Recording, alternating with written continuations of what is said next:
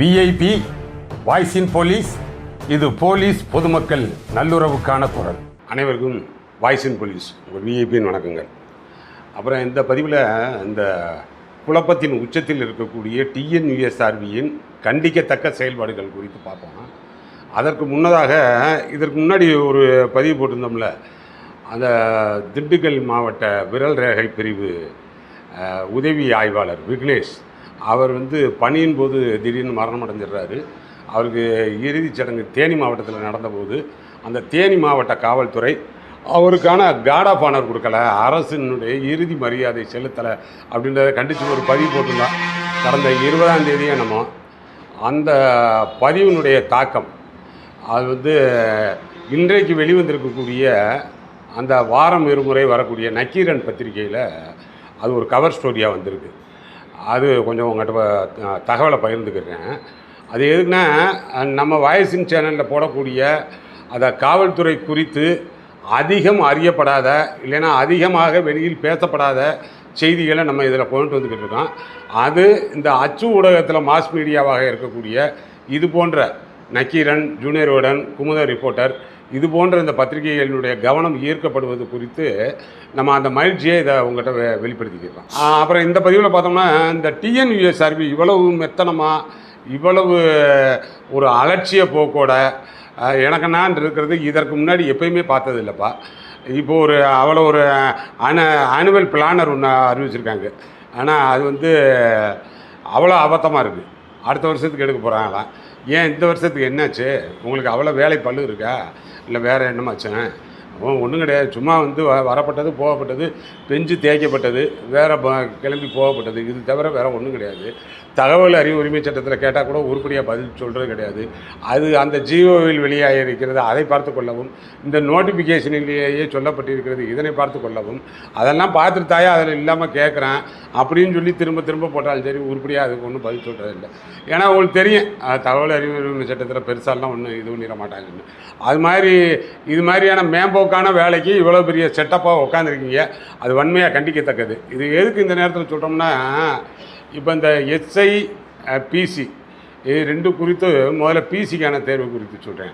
ஆனால் அந்த 3500 பேர் எடுக்க வேண்டியதில் அந்த இதற்கு முன்னாடி இருந்த எழுத்து தேர்வு ஆல்மோஸ்ட் எல்லாம் முடிச்சிட்டிங்க. ஆனால் நீ ஃபைனல் கட் ஆஃப் மட்டும்தானே போடணும். அந்த லெவலில் இருக்கும் பொழுது அதில் ஒரு 5-6 கேள்வி நீங்கள் தவறாக கேட்டிருக்கீங்கன்ட்டு ஆஸ்பிரண்ட் தரப்பில் போனாங்க. சிங்கிள் ஜட்ஜு அந்த கேள்விகளுக்கான மார்க் கொடுங்க அப்படின்னாங்க. அதற்கு அப்பீலுக்கு போனீங்க. டிஎன்யூஎஸ்ஆர்பியினுடைய அப்பீல் அலௌட் ஆகிருக்கு. அப்படின்னா என்ன அர்த்தம்? அந்த மாதிரி கொடுக்க வேண்டியதில்லை. அந்த சிங்கிள் ஜட்ஜு சொன்னது செட் அசைடு ஆயிடுச்சு. அப்போ உடனே வெளியிட்டிருக்கணும்ல. 13/7/2026 அப்போ நீதிமன்றம் சொல்லியாச்சு. 15ஆம் தேதி வெளியிட்டிருக்கணும்லங்க. இது மாதிரி தாமதம் இல்லாமல் வெளியிடுறோம் பார்த்தீங்களா? அதுதாங்க அந்த ஆஸ்பிரன்ஸையும் ஒரு உற்சாகமாக வச்சுருக்கோம். டிஎன்யூஎஸ்ஆர்பி மீதும் ஒரு நம்பிக்கையை ஏற்படுத்தும். நீங்கள் தாமதப்படுத்த இன்னும் என்ன, ஏன் சுப்ரீம் கோர்ட்டுக்கு போகலாமா அப்படின்ற மாதிரி யோசிப்பாங்க. அதனால் இந்த தாமதங்கள்லாம் தவிர்க்கப்படணும்.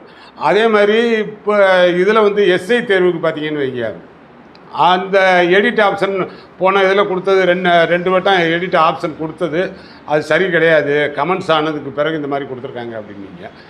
அது இப்போ லாஸ்ட் ஏற்கனவே இந்த இதில் டிஸ்மிஸ் ஆயிடுச்சு. ஆனால் அப்படின்னா அது முடிஞ்சிருச்சு. அதற்கு அடுத்த ஒரு தடையாக இருந்தது இந்த பிஎஸ்டிஎம் கேஸு. ஆனால் அது அன்றைக்கி 23 என்னமோ வந்துச்சு. அந்த இது போட்டிருக்கேன் பார்த்துக்கோங்க. அதில் என்னென்னா, ஏற்கனவே அந்த ஃபர்தர் ப்ராசஸுக்கு இருந்த ஸ்டே வெக்கேட் ஆகிடுச்சு. வெக்கேட் ஆகிடுச்சுன்னா அதுக்கு அடுத்த நடவடிக்கையை சொல்லுங்கள். 21/23 ஆயிடுச்சுன்னா அதுக்கு அடுத்த நடவடிக்கை என்ன எடுக்கிறீங்கன்றது சொல்லணும்ல. அது ஒன்றும் சொல்லக்கானா. அதுக்கடுத்து 28ஆம் தேதியே என்னமோ அரசு தரப்பில் கவுண்டர் போடணும் அப்படின்ட்டு இருக்காங்க. அதுவுமே நம்ம சேனலில் தான் ரொம்ப அழுத்தம் திருத்தமாக பதிவு பண்ணோம். நீங்கள் எதுக்குங்க டிஎன்யூஎஸ்ஆர்பி இதில் கடந்து மாரடிக்கிறீங்க? அது 20% பிஎஸ்சிஎம் கொடுக்குறதா இல்லையா அப்படின்றத அரசினுடைய கொள்கை சார்ந்த முடிவு. அதில் அவங்களே கொடுத்துட்டு போட்டுமே. இப்போ இதில் உங்களுக்கு என்ன இருக்குது? கவுண்டர் பண்ணுறதா கொடுக்க மாட்டோம்னு சொன்னாலும் அவங்க கொடுக்க சொல்லிட்டு போகிறாங்க அப்படின்ற மாதிரி சொன்னான். அதனால் அதுவும் 28ஆம் தேதிக்கு அவங்க கவுண்டர் போடட்டும் அப்படின்னு சொல்லி கேஸ் அட்ஜர்ன் ஆகிருக்கு. ஏற்கனவே இருந்த ஸ்டே வெக்கேட் ஆகிருக்கு. அப்புறம் என்னங்க, அந்த ப்ராசஸ் துவக்குங்க. டிஎன்யூஎஸ்ஆர்பி அந்த எஸ்ஐக்கான வேலை. அதாவது இன்னும் சொல்லப்போனால் இந்த உங்களது அஃபீஷியல் வெப்சைட் தானே, அதிலே வந்து சொல்லிடணும். ஒரு நோட்டிஃபிகேஷன் போடுறதெல்லாம் சொல்கிறோம்ல, வழக்கு இருக்கிறத அதில் சொன்னால் என்ன, வழக்கு இந்த எஸ்ஐ குறித்து இந்த வழக்கு இருக்குது, இன்றைக்கி வழக்கு குறித்து இந்த டெவலப்மெண்ட்ஸு, இது அர்ஜென்ட் ஆகுது, இன்றைக்கி இந்த ஸ்டே வெக்கேட் ஆயிடுச்சு அப்படின்றதெல்லாம் அந்த வெப்சைட்டில் போட்டால் என்னவா, அதுதானே ஆஸ்பிரண்ட்டுக்கான தேவை. அவர்கள் அதை பார்த்து தெரிஞ்சுட்டு போகிறாங்க. அதுதாங்க டிரான்ஸ்பரண்ட்டாக இருக்கிறதுன்றது. இந்த டிரான்ஸ்பரன்சி இருந்தால் தான் அந்த நம்பகத்தன்மை இருக்கும். இந்த நீட் எக்ஸாமுக்கு இப்போ டெல்லியில் போராட்டம் நடந்துக்கிட்டு இருக்குல்ல, டெல்லி போராட்டம் மிகப்பெரிய அளவுக்கு போராட்டம் நடந்துக்கிட்டு இருக்குது. நாடு முழுவதும் அது பரவிக்கிட்டு இருக்குது. என்ன காரணம்? நீட்டில் வந்து அந்த வினாத்தாள் கசிவு ஏற்பட்டுருச்சு, அதுக்கு வந்து அதற்கான பொறுப்பு மத்திய அமைச்சர் பொறுப்பேற்று டிசைன் பண்ணணும் அப்படின்றது மாணவர்கள் தரப்பில் வைக்கிறாங்க.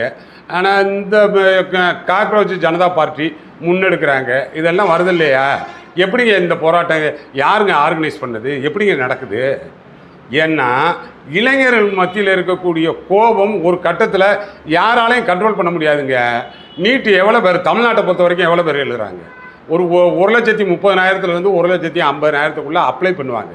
எழுதுறது பார்த்தீங்கன்னா 1,20 1,30 எழுதுவாங்க. ஆனால் நீட்டு எப்போ அதான் கடந்த கால இதில் இந்த டிஎன்யூஎஸ்ஆர்பி வைக்கிறீங்கன்னு வைங்க, அறிவிப்பு வந்துச்சுன்னா இந்த கான்ஸ்டபிள் அண்ட் எஸ்ஐ ரெண்டும் சேர்த்து எவ்வளோ பேர் எழுதுவாங்க? ரெண்டும் சேர்த்து 5,50,000 பேர் அப்ளை பண்ணுவாங்க.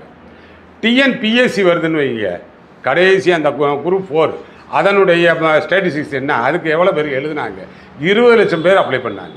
அப்போ எவ்வளவு தீவிரமாக இருக்காங்க பார்த்தீங்களா இந்த டிஎன்யூஎஸ்ஆர்பி டிஎன்பிஎஸ்சி. இந்த மக்கள் இந்த இளைஞர்களுடைய கோபம் ஒருபோதும் திரும்பாதா? அங்கே இருக்கக்கூடியது மாதிரியே இந்த வெறும் 1,50,000 தான் இங்கே எழுதுறாங்க, அப்ளை பண்ணுவாங்க. அதுக்கே வந்து இப்போ இருக்கக்கூடிய டிஒஎஃப்ஐ அந்த எஸ்எஃப்ஐ அனைத்து வந்து இளைஞர் பெருமன்றம் அனைத்து மாணவர் பெருமன்றம் எல்லாம் எப்படி ஒன்று கூறுறாங்க, போலீஸுக்கே எவ்வளோ பெரிய தலைவலியை ஏற்படுத்துகிறாங்க. அதனால் இது என்னென்னா அன்றாடம் அந்த இளைஞர்களோட அந்த ஆஸ்பிரண்ட்டோட அவர்களது மன உணர்வுகளோடு உணர்ச்சி பூர்வமாக நான் தொடர்பில் இருந்துக்கிட்டு இருக்கேன். ஆனால் அந்த இளைஞர்களுடைய எதிர்கால நலன் குறித்து அவ்வளோ ஆர்வமாக அவ்வளோ அக்கறையாக அன்றாடம் பேசிக்கிட்டு இருக்கேன். அதை வச்சு சொல்கிறேன். தொடர்ச்சியாக இருக்க மாட்டாங்க, கட்டாயம் இருக்க மாட்டாங்க. ஒரு கட்டத்திற்கு பிறகு நீங்களும் நானா இருப்பா, நல்லது நடக்கும், கரெக்டாக இருங்க, கொஞ்சம் பொறுங்க அப்படின்னாலும் அதை வந்து கட்டுப்படுத்த முடியாத அளவுக்கு ஆயிரும். அதுதான் டெல்லி நமக்கு உணர்த்துது. அதுக்காக சொல்ல வர்றேன். அப்படி இருக்கும்போது நீங்கள் என்னடானா எதை பற்றியும் கண்டுக்கிடாமல் நான் அடுத்த வருஷம் எடுப்பேன்னா ஏஜ் ரிலாக்ஸேஷன் கவர்மெண்ட்டில் சொல்லி வாங்கி கொடுங்க அந்த பசங்களுக்கு. வாங்க வேணாமல் உங்கள் தரப்பில் தானே தப்பு, அவங்க என்னமோ நீங்கள் வச்சதுக்கு வரமாட்டோம்ட்டாங்களா? அப்போது உங்கள் தரப்பில் தப்பு, ஏஜ் ரிலாக்ஸேஷன் வாங்கி கொடுங்க கரெக்டாக. அது எதுவுமே இல்லாமல் ஒன்றும் எடுக்க மாட்டேன், இந்த நீதிமன்ற தடை நீங்கினாலும் நான் எதுவும் அறிவிப்பு கொடுக்க மாட்டேன் அப்படின்ட்டே நீங்கள் காலம் கழிச்சிக்கிட்டு போனீங்கன்னா இப்போயே அனைத்து எதிர்க்கட்சிகளும் சொல்ல ஆரம்பிச்சிட்டாங்க. ஆனால் பிரதான எதிர்க்கட்சி திமுக உட்பட திமுகவினுடைய கடந்த கால செயல்பாட்டில் டிஎன்யூஎஸ்ஆர்பி மற்றும் இந்த இளைஞர்களுக்கான வேலைவாய்ப்பில் எனக்கு வந்து உடன்பாடு கிடையாது. நம்மளே வந்து எவ்வளவோ பதிவு இல்லை, ஏன் கொஞ்சம் செய்யுங்கன்னு எவ்வளோ மன்றாடி கேட்டான். அசம்பந்த மாதிரி ஒரு ரிட்டையர்டான ஆஃபீஸரை கொண்டு வந்து டிஎன்யூஎஸ்ஆர்பிக்கு சேர்மனாக போட்டு அதை நாசக்காடாக ஆக்கினது தான் மிச்சம். அது வேறு விஷயம்.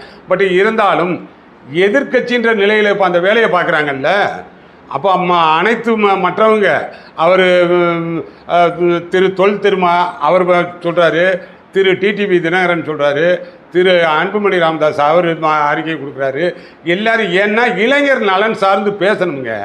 அதிகாரத்தை நோக்கி சாமானியன் கேள்வி கேட்கக்கூடிய காலம் அந்த இதில் இருந்துக்கிட்டு இருக்கையில் எந்த அக்கறையும் இல்லாமல் அவ்வளோ அசால்ட்டாக அவ்வளோ மெத்தனமாக அவர்களுக்கு முறையான பதில் உங்களது வெப்சைட்டில் சொல்கிறது கிடையாது, அஃபீஷியலாக சொல்கிறது கிடையாது, நீங்கள் வைக்கிறது தான் சட்டம் அப்படின்ற மாதிரி நினச்சிக்கிட்டு இருக்கீங்க. அதை திருப்பி சாமானியன் கேள்வி கேட்கும் காலம் இது அப்படின்றத சொல்கிறேன். அது போக ஒரு பிளானரு, ஆனுவல் பிளானரு, ஒரு திட்டம், ஒரு நோட்டிஃபிகேஷன் அப்படின்னு சொல்லி போட்டோம்னா ரொம்ப கரெக்டாக இருக்கிறதுல வந்து அவ்வளோ முனைப்பாக இருக்கணுங்க. நீங்கள் கட்டாயம் வந்து யூபிஎஸ்சி அளவுக்கு இருக்க போகிறது இல்லை. இன்னும் 100 வருஷம் ஆனாலும் தெரிஞ்சுவீங்களா என்னன்னு தெரியாது. ஏன்னா அந்த அளவுக்குலாம் வர முடியாது.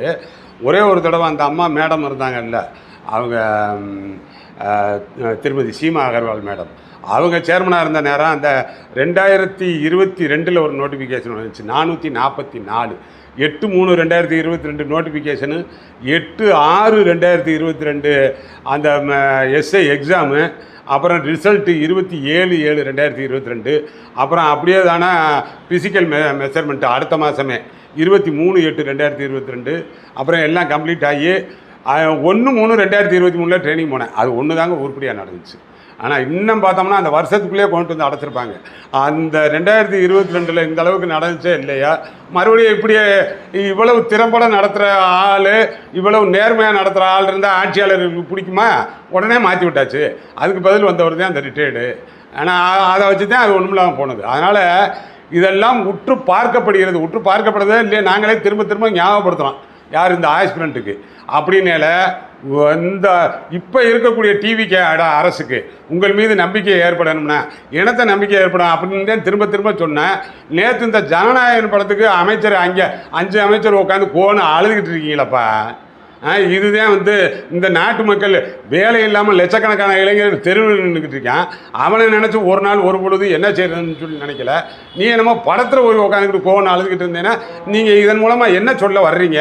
இந்த நாட்டு மக்களின் மீது இருக்கக்கூடிய உங்களது அக்கறையை வெளிப்படுத்துறீங்களா? கான்ஸ்டியூஷனல் போஸ்டியா? ஒரு cabinet minister, state cabinet minister அப்படின்றது லேசான விஷயமா? கவர்னர் முன்னாடி சத்திய பிரமாணம் எடுத்து பதவி ஏற்றிருக்கீங்க. சினிமாவு கோட்டையில் போய் உட்காந்துக்கிட்டு அழுதுகிட்டு இருந்தீங்கன்னா என்ன அர்த்தம்? ஆனால் அப்போ எப்படி இருக்குது பாருங்கள், லேசாக ஒரு சின்ன ஒரு நம்பிக்கை தெரிஞ்சிச்சு.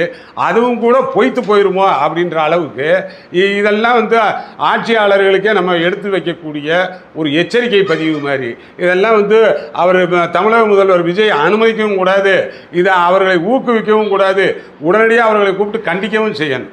ஆனால் சினிமாவை பாரு. இப்போ ஆட்சி நடத்துகிறோம்னா அவர் சொல்கிறார், லஞ்சம் இல்லாமல் இருக்கேன், நேர்மையான முறையில் இருப்போம், இளைஞர்களுடைய நலன் பார்ப்போம் அப்படின்னு முதல்வர் சொல்கிறாருன்னா அதற்கான வழிவகைகளைத்தான் சொல்லிக்கிட்டு இருக்கேன். அதைத்தான் பார்க்கணும். நீங்கள் இப்படி பார்த்துக்கிட்டு இருக்கையிலே தெரிஞ்சு போகுது எங்களுக்கு. முதல்ல அந்த அமைச்சர்கள் மீதெல்லாம் நடவடிக்கை எடுக்கணும்.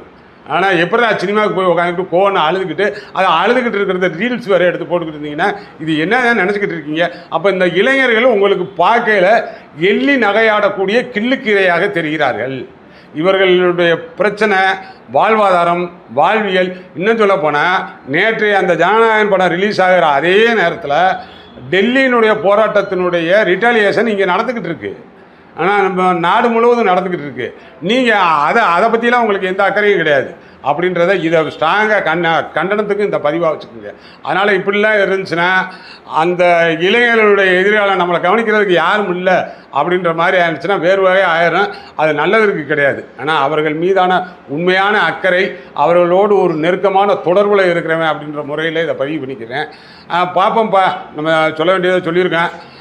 இளைஞர்களுக்கு பார்ப்பேன்.